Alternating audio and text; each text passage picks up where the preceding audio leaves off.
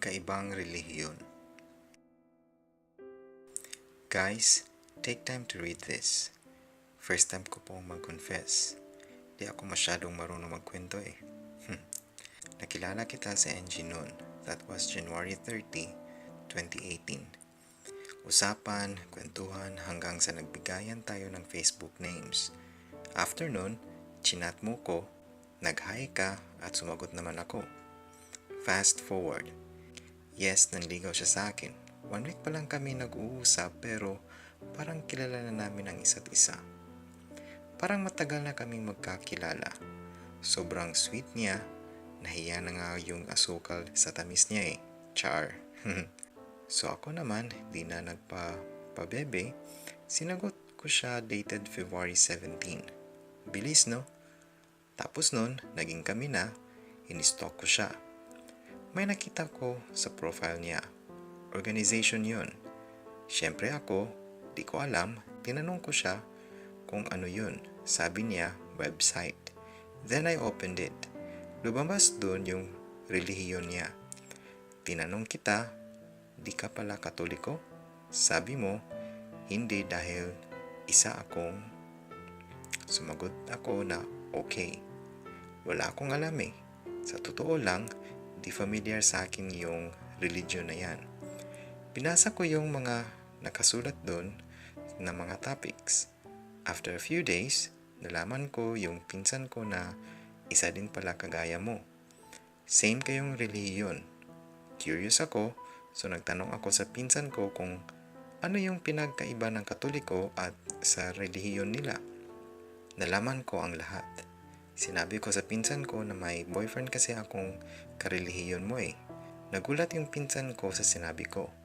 Sabi niya, ha? Ba't nanligaw siya ng Kristiyano? Di ba niya alam na bawal yun? So ako nalungkot ba't hindi sinabi sa akin ng boyfriend ko. Chinat ko yung boyfriend ko that time. Tinanong ko kung totoo ba yung na hindi pwede ang makipagrelasyon sa ibang relihiyon ang kagaya niyo. Biglang huminto ang mundo ko noon. Pero wala, tuloy pa din tayo. Hinayaan ko lang lumipas ang mga araw na yon. Kasi gusto ko is yung sabihin mo in person. Gusto ko na marinig sa bibig mo mismo. Naisipan namin na magkita. Parang date na din. Nito lang March 4. Char.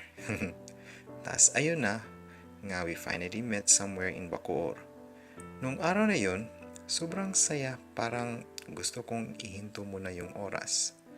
So ito na nga, mga Seb, nag-picture kami together gamit phone niya. Total hawak ko naman kasi phone niya, noon na naisipan kong i-my day yung picture naming dalawa. After a few minutes, may nag-reply. Tinanong kung sino ako. Ako pa nga sumagot, girlfriend niya to. Tapos pinakita ko sa boyfriend ko, sabi niya, ba't yan sagot mo baby? Magiging issue yan. Gusto mo pang i-delete kaso sabi ko wag. Wala eh, dinilit mo pa din nung nagsiuwian na tayo. Tinanong ko siya, ano ba talaga ang totoo? Ano ba yung bawal at mga hindi pwede sa inyo? Hindi ba talaga pwede kayo makipagrelasyon?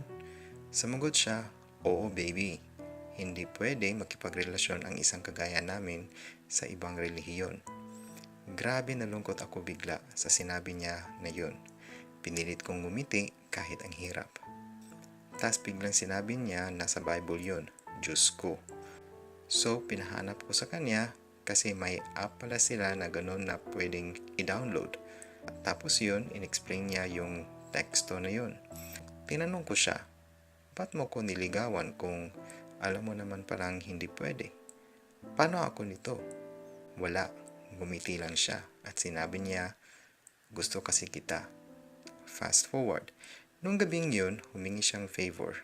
Sinabi niya kung pwede bang is-secret relationship na lang muna kasi malaking issue daw yun, lalo na't active siya. Ako pumayag kasi siyempre, mahal ko siya. Wala akong magagawa kundi ang sumunod kahit mahirap. Tas bigla siyang nagsabi na lang na kailangan daw niyang pag-isipan ng mabuti. Magdidesisyon ng maayos, sabi niya, within 3 days. Mga Wednesday, sasabihin na daw niya. Kasi sabi niya, parang nakukonsensya siya. Iba na na-feel ko noon.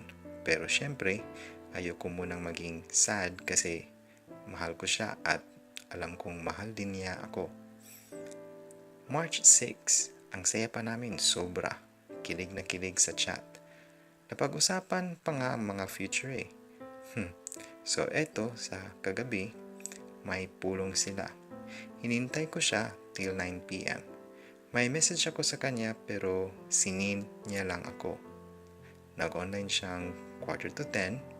Di niya ako chinat so inunahan ko na. Wala siyang ganang mag-reply. Ang tagal sumagot. Parang pagod siya so hinayaan ko na lang. Sabi ko, sige, let's sleep na. So ito na nga ang araw na ayokong mangyari sana pero wala. Hiniwalayan niya ako kaninang umaga. Sabi niya, mahal niya ako pero mas mahal daw niya yung God nila. Grabe, sobrang nasaktan ako. Unang basa ko pa lang ng message niya, tumulo na agad luha ko. Iyak ako ng iyak kanina hanggang ngayon, nagtatype na iiyak pa din ako. Sobrang sakit. And to you, Mr. Darrell, ang ligawan mo ko kahit alam mong hindi pwede is okay. Ang iwan mo ko is okay. Pero yung iwan mo ko tapos nakikipag-usap ka na sa iba is not okay. Ang sakit eh. Nasasaktan ako. Sobra. Unfriended ka na sa akin. Nalulungkot ngayon kasi hanggang titig na lang ako sa active now mo, yung mga my day mo. Highs, sorry. Gusto ko na din talagang makalimot. Thank you for being part of my life kahit sa sandaling mga panahon lamang. Marami akong natutunan sa iyo. Good luck sa career. Mahal pa din kita. I miss you so much. Malaya ka na. 19 Cavite.